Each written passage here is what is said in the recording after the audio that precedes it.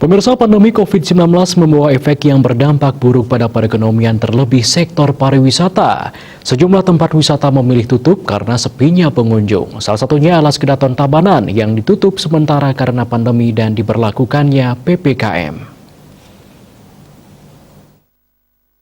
Marga Artawijaya, sejak pandemi COVID-19, destinasi wisata Alas Kedaton sudah mulai melakukan pengurangan tenaga kerja. Salah satunya tenaga kebersihan saat ini masih mempekerjakan 6 orang dengan sistem kerja 2 hari sekali. Sedangkan untuk loket ditutup karena tidak adanya tamu yang berkunjung. Terkait karyawan yang sudah tidak dipekerjakan, tidak dicarikan pengganti lantaran pihaknya mengambil keputusan merumahkan karyawan. Kondisi ini karena sistem pengelolaan di DTW Alas Kedaton berbasis desa adat. Pada tahun baru lalu, Alas Kedaton sempat dibuka dengan sistem dana punia yang melibatkan klien adat, perjuru desa dan pecalang setempat dengan pola kerja tiap hari 5 orang pada awal hingga Desember dan ditutup kembali sejak awal pemberlakuan PPKM.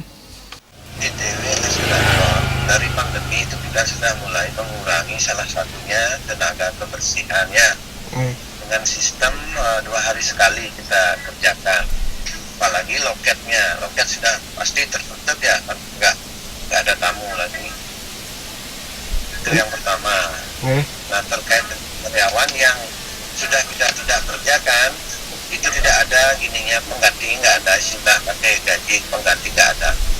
Kita rumahkan begitu saja karena kita kan sistemnya di Alas Kedaton itu istilahnya pengelolaannya berbasis desa adat kan di sana.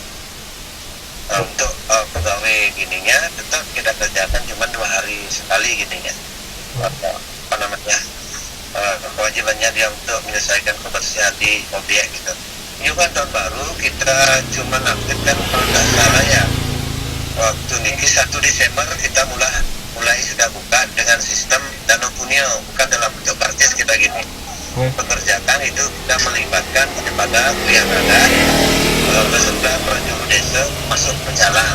Waktu itu yang pakai pola setiap hari 5 orang.